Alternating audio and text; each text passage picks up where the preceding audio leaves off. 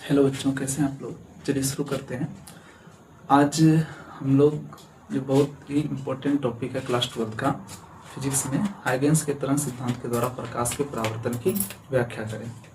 तो सबसे पहले यहाँ पर जो टॉपिक का नाम है इस पर थोड़ा सा डिस्कस करेंगे। हाइगेंस के तरंग सिद्धांत के आधार पर प्रकाश के परावर्तन की व्याख्या। हाइगेंस का जो तरंग थ्योरी था अर्थात तरंग सिद्धांत था, उसके आधार पर प्रकाश का परावर्तन की व्याख्या करना है। ठीक है, तो प्रकाश का परावर्तन का कहने का मतलब हुआ कि प्रकाश का परावर्तन किसे कहते हैं। कोई दर्पण है, दर्पण से प्रकाश स्रोत से किरण आती है, आने के बाद क्या होती है, टकराती है और टकरा करके लौट जाती है। इस घटना को प्रकाश का परावर्तन कहते हैं। आपतित किरण जिस बिंदु पर पड़ती है उस बिंदु को आपतन बिंदु कहते हैं और आपतन बिंदु पर सतह के लंबवत एक रेखाखंड खींचा जाता है जिसे हम अभिलंब कहते हैं। सपोज कर लीजिए यहाँ पर ए बी आपतित किरण है, बी सी परावर्तित किरण है और एम एन क्या है, अभिलंब है। तो अभिलंब और आपतित किरण के बीच में जो कोण बनता है उसको हम आपतन कोण कहते हैं। ये अभिलंब है और ये परावर्तित किरण है और इसके बीच में जो कोण बनता है उसको हम परावर्तन कोण कहते हैं। ठीक है, तो हाइगेंस के तरंग सिद्धांत के आधार पर हमें क्या व्याख्या करना है कि आपतन कोण का मान परावर्तन कोण के बराबर होता है। ठीक है ना, आपतन कोण का मान परावर्तन कोण के बराबर होता है। तो चलिए शुरू करते हैं। इसके लिए सबसे पहले इंपॉर्टेंट है डायग्राम। रे डायग्राम को आप बहुत अच्छे से समझिएगा। ठीक है, तो रे डायग्राम को हम समझाते हैं, ध्यान से देखिएगा।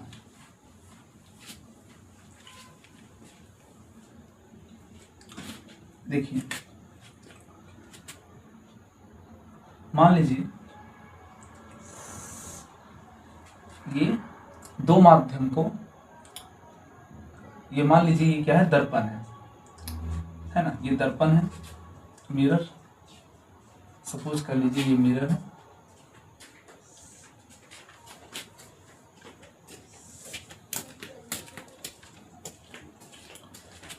प्रकाश स्रोत से किरण आ रही है। तो प्रकाश स्रोत से दो किरणें जो कि एक दूसरे के बिल्कुल समांतर है वो आपतित हो रही है। पहली किरण है जिसका नाम हम रख देते हैं P और इसका नाम हम रख देते हैं A। PA आपतित किरण है। ठीक है, इसी के समांतर एक किरण और आ रही है,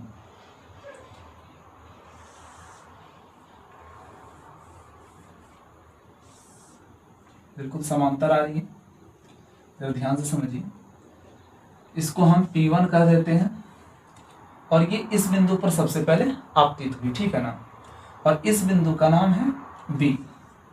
अब जरा ध्यान से देखिए, PA आपतित किरण और P1B दोनों आपतित किरण है और दोनों समांतर आपतित किरण है। ठीक है, जब PA किरण दर्पण से A बिंदु पर टकराई तब उस स्थिति में है ना, दूसरी जो किरण है वो P1B, P1 जो किरण है वो B बिंदु तक पहुंची। ठीक है, और जो किरण आ रही है उसका वेग भी है। तो T समय में जो प्रकाश की किरण है, दोनों समांतर प्रकाश की जो किरणें हैं, जिसमें से पहली प्रकाश की किरण जो P है वो T समय में A बिंदु पर आपतित हो जाती है, जिसके कारण से यहां पर क्या बनता है, अभिलंब बनता है। अभिलंब बनता है, यह अभिलंब है और यह आपतित किरण है, तो इसके बीच में जो कोण बनेगा वो आपतन कोण बनेगा, जिसका हमने नाम रख दिया I। I क्या है, आपतन कोण, और ये अभिलंब है। अब चूंकि ये दर्पण है तो प्रकाश की किरण टकरा करके लौट जाएगी ना, तो ये किरण जो है टकरा करके लौट गई। जब ये किरण टकरा करके लौटी और सपोज कर लीजिए यहां पर पहुंची, ठीक है, तो उसी समय सेम टाइम पर ये जो दूसरी आपतित किरणें हैं वो क्या होगा, वो मिरर पर आपतित होगी सेम टाइम पर। कितने वेग से, v वेग से। ये आपतित हो गई। इस पॉइंट का नाम दे देते हैं क्या, V1 दे देते हैं। ठीक है, इस पॉइंट का नाम क्या हो गया, V1 हो गया। इस पॉइंट का नाम हम दे देते हैं क्या दे देते हैं, सपोज कर लीजिए A1 दे दिए, ठीक है ना, A1 दे दिए, किसी को कोई दिक्कत? अब जरा समझिए, यहाँ पर बहुत इंपॉर्टेंट है, जरा ध्यान से समझिएगा। जब किरण PA दर्पण आप पर आपतित हुई थी तो दूसरी किरण P1 B पर आई थी, ठीक है, सेम टाइम पर आई थी। तो वेग जो था P1 B का वो सपोज कर लीजिए VT था। T समय में वस्तु का जो दूरी तय हुआ P1 से B तक वो क्या हुआ, VT तय हुआ। उसके बाद जब किरण B से B1 पर आपतित हुई तब उस स्थिति में जो पहली वाली किरण थी वो A से A1 पर पहुंच गई, ठीक है। अर्थात A से A1 और B से B1 सेम टाइम पर सेम वेलोसिटी पर चल रही है, तो उसका भी वेग सपोज कर लीजिए VT है, ठीक है। मान लीजिए कि A से हमने लंब डाल दिया B पर, AB हमने लंब डाल दिया, जिसके वजह से यहां पर कोण कितना डिग्री हो गया, 90 डिग्री का हो गया। सेम चीज B1 से A1 पर हमने लंब डाला और यहां पर कितना कोण डिग्री हो गया, 90 डिग्री का कोण हो गया। कोई दिक्कत? अब ध्यान से देखिए, ये परावर्तित किरणें हैं, ये परावर्तित किरणें हैं, ठीक है ना। और ये जो कोण है, ये जो अभिलंब है, ये जो आप अभिलंब देख रहे हैं और ये जो परावर्तित किरणें देख रहे हैं, तो यहाँ पर जो कोण बनेगा ये पूरा कोण R होगा जो कि परावर्तन कोण होगा, ठीक है ना। ये पूरा कोण R होगा जो कि परावर्तन कोण होगा, ठीक है। चलिए, यही डायग्राम है, इस डायग्राम को आप अच्छे से समझिए। दूसरी किरणें B1 पर आपतित हुई और ये भी टकरा करके लौट गई, ठीक है ना। चलिए, बात को हम आगे बढ़ाते हैं। अब सबसे पहले ये जो चित्र है, ये जो डायग्राम है, इस डायग्राम को आप अच्छे से समझ लीजिए। हमने क्या कहा, P और A जो है और P1 जो B है, दो समांतर आपतित किरणें हैं। पहली आपतित किरण V वेग से T समय में A पर आपतित होती है, जिसके कारण A पर आपतन बिंदु का निर्माण होता है और आपतन बिंदु पर सतह के लंबवत एक रेखाखंड खींची जाती है जिसको हम अभिलंब कहते हैं। तो ये जो रेखाखंड है ये अभिलंब है, ठीक है ना। इसका हम नाम दे देते हैं, इसका नाम M दे दिए, इसका नाम हम N दे दिए। MN क्या है, अभिलंब है, ठीक है। तो ये अभिलंब है, ये आपतित किरण है, तो बनने वाला आपतन कोण I हो गया, ठीक है। जब पहली प्रकाश की किरणें A पर आपतित हुई थी तो दूसरी प्रकाश की किरणें B पर आई थी, ठीक है। और जब पहली प्रकाश की किरणें टकरा करके A1 पर पहुंची तब दूसरी प्रकाश की किरणें, है ना, मिरर पर, दर्पण पर B1 पर आपतित हुई। समझ रहे हैं कि नहीं समझ रहे हैं? कहने का मतलब A से लेकर के A1 की जो दूरी है और B से लेकर के जो B1 की जो दूरी है वो दोनों सेम होगी। वो दोनों क्या होगी, सेम होगी। क्यों? क्योंकि T समय में वस्तु का वेग VT है, तो B1 VT हो जाएगा और A1 भी क्या हो जाएगा, VT हो जाएगा। कोई दिक्कत? चलिए आगे बढ़ते हैं। तो सबसे पहले हम क्या करेंगे, ये जो आपतन कोण देख रहे हैं इसका नाम बताएंगे, PAM, है ना। I क्या है यहाँ पर, आपतन कोण। I क्या है, आपतन कोण। PAM क्या है, आपतन कोण है। अब जरा ध्यान से देखिए, ये जो PAM जो आपतन कोण बना है, PAM जो आपतन कोण बना है, ये क्या है, अभिलंब है। अभिलंब का मतलब इधर भी 90 डिग्री, इस तरफ भी कितना डिग्री हो जाएगा, 90 डिग्री हो जाएगा। तो ये पूरे कोण 90 डिग्री हो गया, ठीक है। ये पूरे कोण कितना डिग्री हो गया, 90 डिग्री हो गया। तो हम PAM निकाल रहे हैं और ये भी क्या है, ये भी 90 डिग्री के बराबर है।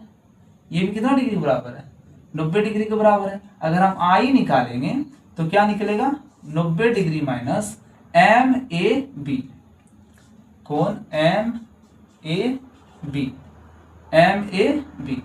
इस 90 डिग्री में हम I निकाल रहे हैं ना, I निकाल रहे हैं। I कैसे निकलेगा, ये पूरे 90 डिग्री है, ठीक ना। ये पूरे 90 डिग्री है। 90 डिग्री में हम MAB घटा देंगे तो मेरा I निकल जाएगा। समझ में आया? अब जरा ध्यान से देखिए, ये भी कितना डिग्री है, 90 डिग्री है। ये देख रहे हैं, ये लाइन MAB1, ये पूरे जो है, ये पूरे कोण 90 डिग्री है, ठीक है ना। ये पूरे कोण क्या है, 90 डिग्री है। ये पूरे कोण कितना डिग्री है, 90 डिग्री है। समझ रहे हैं ना।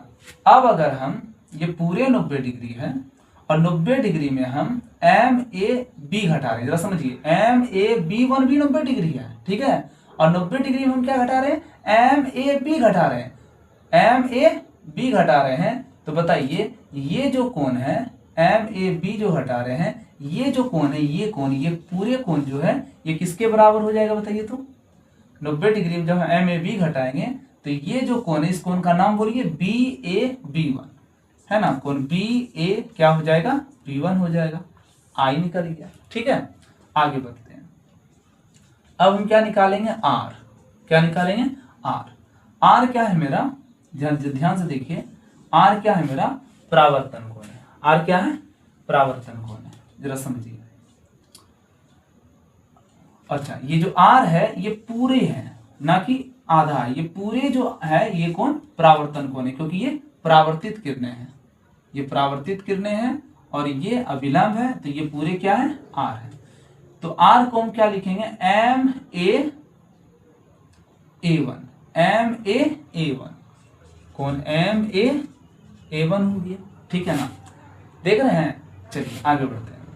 अब देखिए एम ए वन हो गया।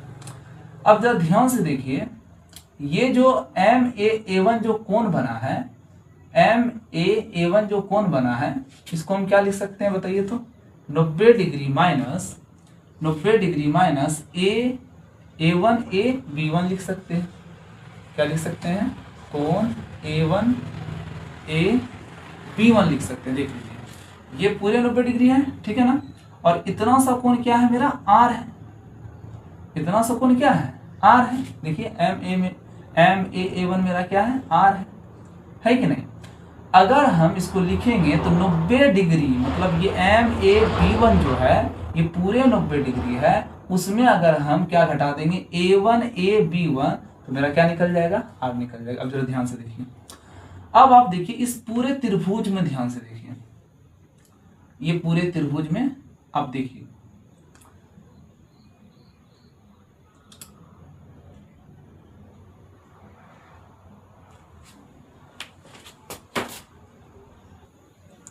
हाँ, तो क्या बोल रहे थे देखिए तो, हमने ये कहा कि आर जो है, आर जो कैसे निकलेगा, ये जो कोण आर है, ये कोण आर क्या है, एम ए वन है, ठीक है।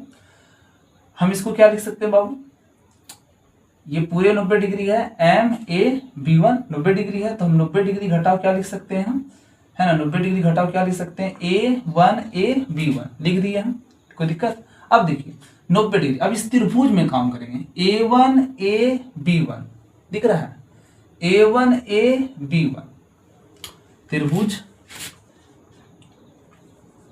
त्रिभुज का नाम बताइए, A one A B one,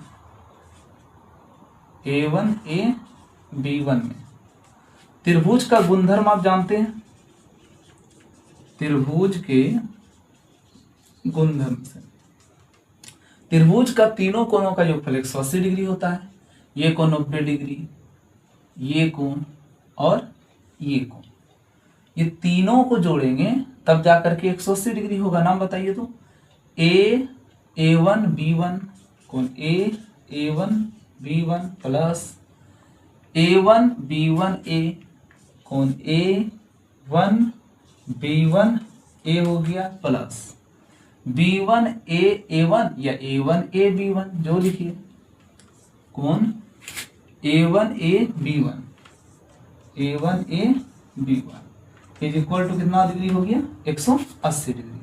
अब देखो कोण A one B one, A one B one ये कितना डिग्री है, 90 डिग्री है, तो हमने क्या लिख दिया यहाँ पर 90 डिग्री।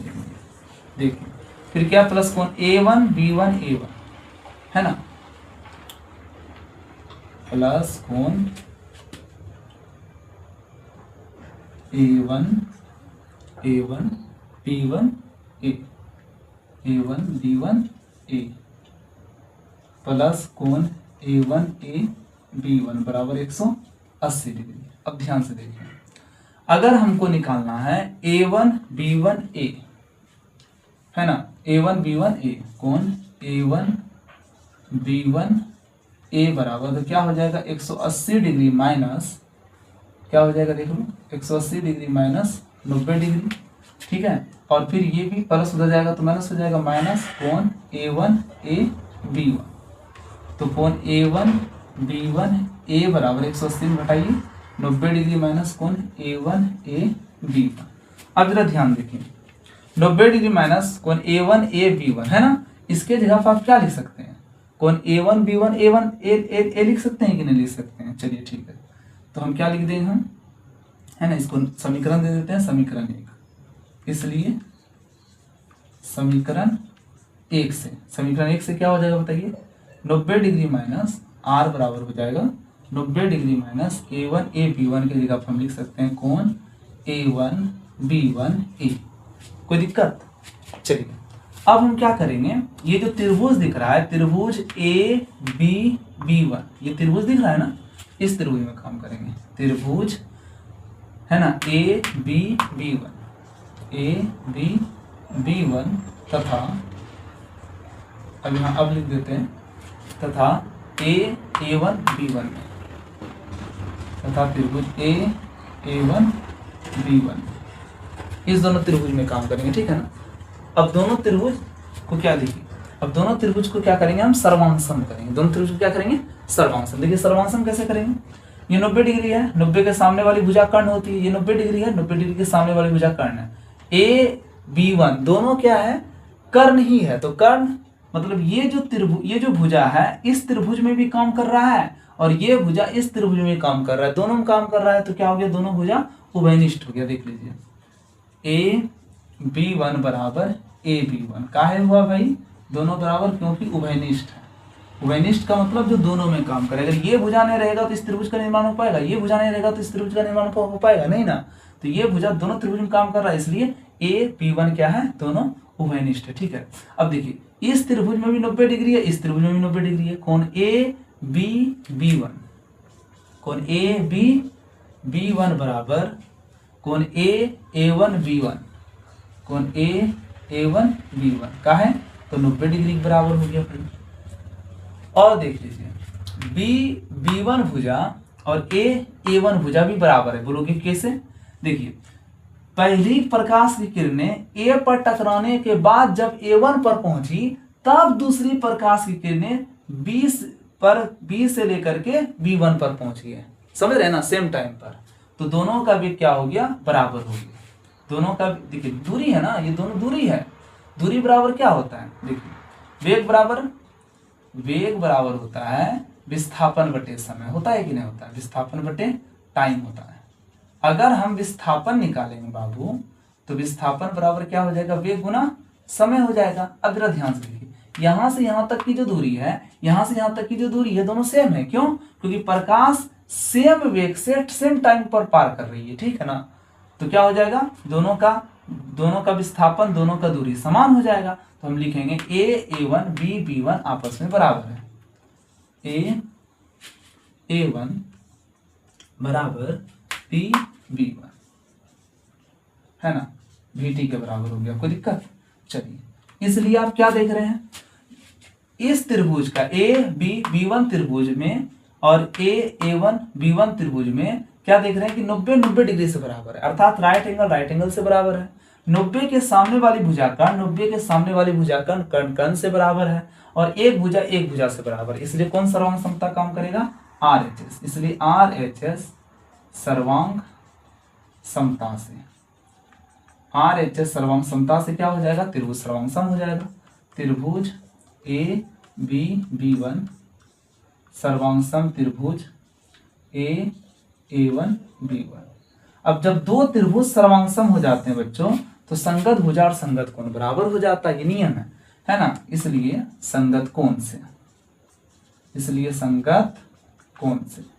संगत कोण से क्या हो जाएगा बताइए, जो भुजा बराबर नहीं है वो भुजा बराबर हो जाएगा और जो कोण बराबर नहीं है वो कोण भी बराबर हो जाएगा।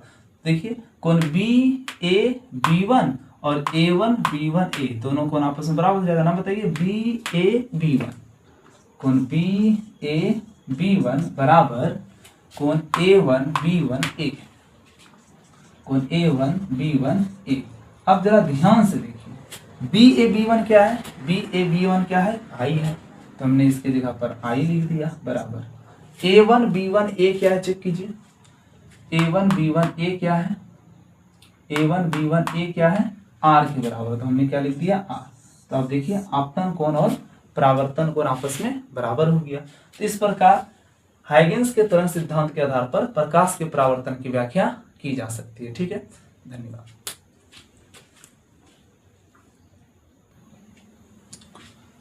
चलिए अब हम लोग क्या शुरू करेंगे, हाइगेंस के तरंग के सिद्धांत के आधार पर प्रकाश के अपवर्तन की व्याख्या। ठीक है ना, ये बहुत इंपॉर्टेंट टॉपिक है। हम लोगों ने इसके पहले क्या देखा, प्रकाश के परावर्तन की व्याख्या, अब प्रकाश के अपवर्तन की व्याख्या। जरा ध्यान से देखिएगा, प्रकाश का अपवर्तन किसे कहते हैं पहले ये समझ लो। देखिए मान लीजिए ये क्या है, एक है ना ऐसा सतह है जो कि दो माध्यम को अलग करती है। ठीक है, नीचे क्या है ग्लास, ग्लास मतलब कांच, ये सघन माध्यम है। ऊपर क्या है हवा, हवा मतलब माध्यम क्या है विरल है। ठीक है ना, प्रकाश की किरण आपतित हो रही है, ये आपतित किरण है। आपतित किरण जिस बिंदु पर आपतित होती है, जिस बिंदु पर पड़ती है, उस बिंदु को आपतन बिंदु कहते हैं। और आपतन बिंदु पर सतह के लंबवत एक रेखाखंड खींची जाती है जिसको हम क्या कहते हैं अभिलंब कहते हैं। तो ये जो रेखाखंड हमने खींचा ये अभिलंब है। ठीक है, मान लीजिए कि ए बी क्या है आपतित किरण है। आपतित किरण जिस बिंदु पर पड़ी उस बिंदु को आपतन बिंदु कहते हैं। आपतन बिंदु पर सतह के लंबवत एक रेखाखंड, जैसे ये सतह है ना, इस सतह के लंबवत रेखाखंड की जाती है। देखिए ये सतह क्या है, इधर भी 90 बनाएगा, इधर भी 90 बनाएगा, एक लंबवत रेखाखंड खींची गई जिसको अभिलंब कहते हैं। अब चूंकि प्रकाश की किरण विरल से सघन में जा रही है तो क्या होता है, ये अभिलंब की ओर झुक जाती है। इसको जाना चाहिए था सीधे, पर ये सीधे नहीं जाती है ना। प्रकाश का होता है अपवर्तन और ये अभिलंब की ओर झुक जाती है, समझ रहे ना। इस घटना को हम क्या कहते हैं, इसी घटना को हम अपवर्तन कहते हैं। हमने क्या कहा, प्रकाश स्रोत से आने वाली किरणें जब एक माध्यम से दूसरे माध्यम में प्रवेश करती है, विरल से सघन में प्रवेश करती है, तो प्रकाश की किरण जो है अपने मार्ग से विचलित हो जाती है। विचलित होने का मतलब अपने मार्ग से हट जाती है। इसको जाना चाहिए था सीधे, पर क्या होता है इसमें अपवर्तन की घटना होती है ना। प्रकाश की किरण चूंकि विरल से सघन में जा रही है इसलिए अभिलंब की ओर झुक जाती है। ठीक है, तो ये आपतन कोण हो गया और ये क्या हो गया अपवर्तन कोण हो गया। ठीक है ना, तब प्रकाश के अपवर्तन के दो नियम बने। कितने नियम बने, दो नियम। ध्यान से देखिए, ये आपतित किरण है और ये अपवर्तित किरण है और ये आपतन बिंदु पर डाला गया अभिलंब है।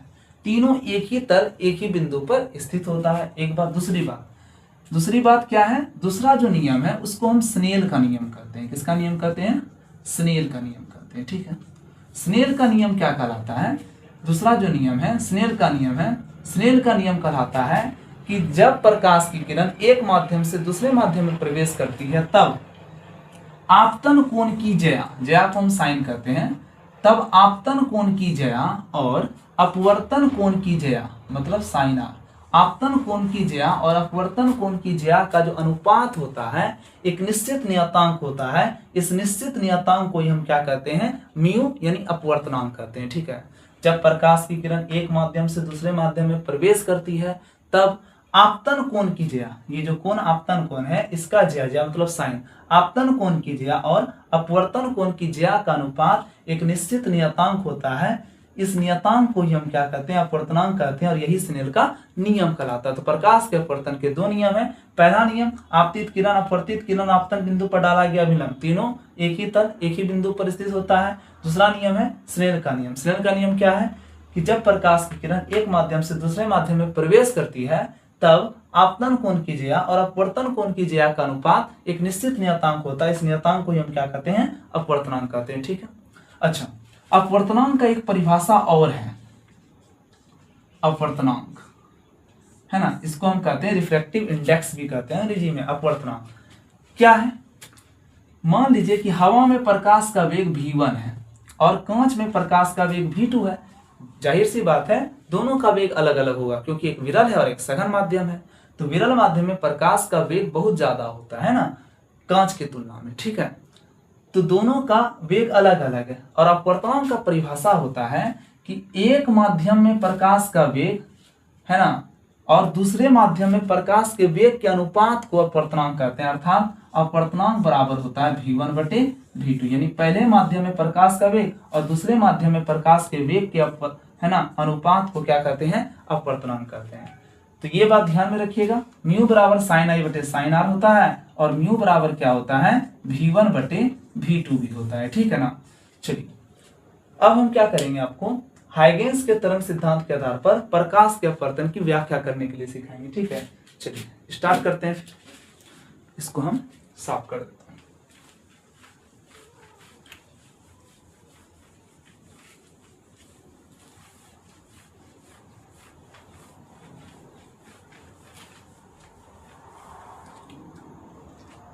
देखिए सबसे पहले मान लीजिए कि ये एक सतह है जो कि दो माध्यम को अलग कर रही है, ठीक है ना।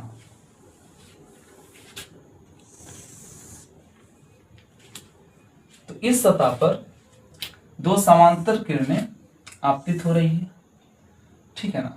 जब ध्यान से समझिएगा, सेम बात करेंगे जैसे पहले बात हुई थी। सपोज कर लीजिए ये क्या है, P एक प्रकाश है और P1 भी प्रकाश है। कैसा, समांतर किरण पुंज है, ठीक है ना, समांतर प्रकाश पुंज है। तो जब प्रकाश की किरण A पर आपतित हुई तब P1 जो है वो सपोज कर लीजिए B पर आपतित हुई थी, ठीक है। आगे बढ़ते हैं। अब क्या हुआ, अब जब देखिए, अब यहाँ पर ध्यान से देखिएगा, प्रकाश इस बिंदु पर टकराई है तो इस बिंदु पर क्या बनेगा, है ना, अभिलंब बनेगा, क्योंकि आपतन बिंदु पर हमेशा अभिलंब खींचा जाता है। आपको पता है कि ऊपर हवा माध्यम है ना, और नीचे क्या कर लेते हैं हम, ग्लास ले लेते हैं, कांच ले लेते हैं, ठीक है। ऊपर एयर है और नीचे क्या है, हवा। ऊपर विरल माध्यम है, नीचे सघन माध्यम है। तो प्रकाश की किरण विरल माध्यम से चूंकि सघन माध्यम में आ रही है तो क्या होगा, वो अभिलंब की ओर झुक जाएगी। अभिलंब की ओर क्या हो जाएगी, झुक जाएगी। इसको जाना चाहिए था सीधे, लेकिन प्रकाश का अपवर्तन होगा और प्रकाश की किरण क्या होगी, अभिलंब की ओर झुक जाएगी, अभिलंब की ओर झुक गई। दूसरी प्रकाश की किरणें, दूसरी प्रकाश की किरणें जब ये सपोज कर लीजिए कि जब ये किरण यहाँ पर आपतित हुई, यहाँ पर पहुंची, तब जाकर के दूसरी किरण जो है ना, इस दो माध्यम को अलग करने वाले सतह पर आपतित हुई, ठीक है। अब जरा ध्यान से देखिएगा, यहाँ पर भी अभिलंब बनेगा, यहाँ पर भी अभिलंब बना। अब क्या होगा, प्रकाश की किरण चूंकि विरल से सघन में माध्यम में जा रही है तो इसका भी अपवर्तन हो जाएगा, ये भी अभिलंब की ओर झुक जाएगी। बात समझ में आ रहा है, आगे बढ़ते हैं। देखिए ये अभिलंब है और ये आपतित किरण, तो इसके बीच में जो कोण बनेगा, आपतन कोण बनेगा, हाँ या ना। ये अपवर्तित किरण है तो इसके बीच में जो कोण बनेगा, अपवर्तन कोण बनेगा, जिसका नाम क्या है, आर। अब हम क्या करेंगे, ए से लंब डालेंगे बी पर। ए से हमने लंब डाल दिया बी पर, है ना, ए से लंब डाल दिया बी पर, ठीक है ना। इस रेखाखंड पर हमने क्या कर दिया, लंब डाल दिया। ये बी है तो इसका नाम दे देते हैं हम B1। क्या नाम दे दिया हम, B1 दे दिए। दूसरी बातें ध्यान से देखिएगा। उसी प्रकार से B1 से इसका नाम दे देते हैं, इसका नाम हम A1 दे देते हैं, ठीक है ना। B1 से लंब डाल दिया गया किस पर, A1 पर। B1 से लंब डाल दिया गया A1 पर, ठीक है। तो ये भी कोण कितना डिग्री हो गया, 90 डिग्री का हो गया, ठीक है। अब ये कोण आपतन कोण है और ये कोण क्या है, अपवर्तन कोण है। समझ रहे हैं बात को। चलिए तो सबसे पहले हम क्या करेंगे, दोनों कोण निकालेंगे, आपतन कोण और अपवर्तन कोण। चलिए तो सबसे पहले हम आई निकालते हैं। आई बराबर आपतन कोण PA, और इसका नाम अभिलंब है तो अभिलंब का नाम दे देते हैं हम M दे देते हैं, और इसका नाम दे देते हैं हम N। चलिए आगे बढ़ते हैं। तो PAM जो है वो I है, PAM लिख दिए हम, PM क्या है, I है। आगे बढ़ते हैं। देखिए दूसरी बात, ये कोण कितना डिग्री है, 90 डिग्री है।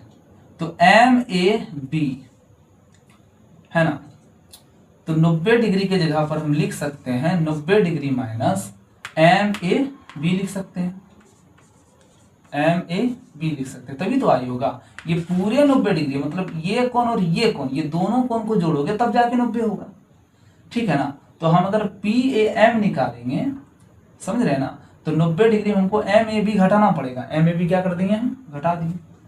समझ रहे बात को, आगे बढ़ते। अब देखिए MAB1 ये भी पूरे 90 डिग्री है ना। MAB1 ये भी पूरे क्या है, 90 डिग्री है, ठीक है। MAB1 क्या है, 90 डिग्री है। और 90 डिग्री में एम ए भी घट रहा है, एम ए भी घट रहा है, तो इस त्रिभुज में इस कोण का वैल्यू भी क्या हो गया, आई हो गया। चलिए, तो इसका नाम क्या हो गया, B A B one, B A B one, ठीक है। चलिए, अब त्रिभुज, सॉरी त्रिभुज नहीं, अब आर निकालेंगे। देखिए ये आर निकालेंगे। अब कौन, आर बराबर, आर कैसे निकलेगा चेक करो, आर कैसे निकलेगा, N A one, N A one. देखो ये जो आर है वो क्या है, N A one, N A one कोण का वैल्यू ही ना आर है। समझ रहे हैं कि नहीं समझ रहे हैं? अब जरा ध्यान से देखो, ये बी ए एन पूरे 90 डिग्री है, बी ए एन कितना डिग्री है, 90 डिग्री है, ठीक है। तो हम क्या करेंगे, आर निकालेंगे, तो हम 90 डिग्री में माइनस कर देंगे। 90 डिग्री में क्या माइनस कर देंगे, 90 डिग्री में अगर हम माइनस कर देंगे बी ए वन, बी ए वन, तो क्या हो जाएगा इससे, ये पूरे 90 और उसमें हमने B one A one, B one A one, B one A one को माइनस किया, पूरे 90 डिग्री में बी वन ए वन को माइनस किया, तो ये वैल्यू क्या निकल गया मेरा, आर निकल गया, यानी एन ए वन निकल गया, एन ए वन निकल गया, ठीक है ना। अब जरा ध्यान से देखो, अब इस त्रिभुज को देखो, इस त्रिभुज में क्या है, A B one A one, समझ रहे हैं, समझ रहे है ना। इस त्रिभुज में क्या है, बी वन ए वन, ये कौन देख रहे हैं, ठीक है, और एक कौन ये भी है। अब जरा ध्यान से देखो, जब हम 90 डिग्री में B1 A1 घटा रहे हैं, ये 90 डिग्री है और उसमें हम इस कोण को घटा रहे हैं, ये भी तो 90 डिग्री है ना, क्योंकि हमने लंब डाला है, तो ये 90 डिग्री, और सोचो कि ये कोण को घटा रहे हैं और इस त्रिभुज में बात हो रही है, तो बताइए त्रिभुज के तीनों कोणों का योगफल 180 डिग्री होता है, तो इन दोनों कोण को जोड़ करके ना 90 होगा, बस समझिए, इन दोनों कोण को जोड़ करके क्या होगा, 90। समझ रहे हैं कि नहीं समझ रहे हैं, तब ना त्रिभुज के तीनों कोणों का योगफल 180 डिग्री होगा, और 90 में जब हम इस कोण को हटाएंगे तो ये कोण ऑटोमेटिक निकल जाएगा, हाँ या ना। तो फिर हम क्या लिख सकते हैं, हम 90 minus B one A one के जगह पर हम लिख सकते हैं A B one A one, कोण A B one A one, हाँ या ना, कोण A B one A one लिख सकते हैं, ठीक है। आगे बढ़ते हैं, अब देखिए, अब देखिए स्नेल के नियम से, स्नेल के नियम से, स्नेल का नियम क्या कहता है बच्चों, म्यू बराबर साइन आई बटे साइन आर होता है, यही ना, म्यू बराबर क्या होता है, साइन आई बटे साइन आर। चलिए, म्यू बराबर साइन आई बटे साइन आर होता है, इसका हम यूज करेंगे, और सबसे पहले हम देखेंगे इस त्रिभुज में ए बी बी वन में, तो हम इसका यूज करेंगे, इसको बाद में लिखेंगे, ठीक है। तो पहले हम इस त्रिभुज में काम करते हैं, ए बी बी वन में, त्रिभुज ए बी बी वन में। अब देखिए ये कोण क्या है, आई है। अभी हमने आपको क्या बताया, इसका यूज करेंगे, म्यू बराबर साइन आई बटे साइन आर, तो इसमें देखिए साइन थीटा का वैल्यू निकालना है, ठीक है ना। तो साइन थीटा के बराबर क्या होता है, पी बटे एच होता है। तो आई के सामने वाली भुजा ये क्या हो जाएगा, लंब हो जाएगा, 90 के नीचे क्या हो जाएगा, 90 के सामने कर्ण हो जाएगा, ये लंब हो गया और ये कर्ण हो गया।